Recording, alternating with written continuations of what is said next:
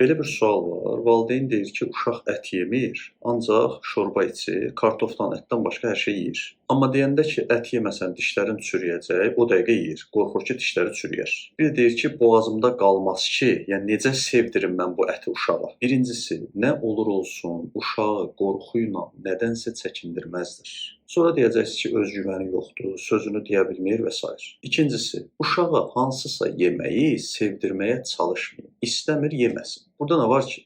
Vitamin də deməyin, onsuz da istəmədən, qorxudan yediyi üçün heç bir vitamin getməyəcək bədənə. Üçüncüsü, vallah bu cür yeyəcəksə, yeməsi onunla yaxşıdır. Bir insan əti xoşlamaya bilər, bu normal haldır. Amma uşağı ət yeməsi üçün aldatmaq ki, ət yeməsən dişlərin çürüyəcək, bax bu normal hal deyil. Və dördüncüsü, siz uşağı sağlam olmayan qidalarla tanış eləməyin, restoranlarda fast foodlar verməyin, kifayətdir. Bizim üzərimizə düşən budur. Sağlam qida çərçivəsində nəyi nə qədər istəyirsə, o qədər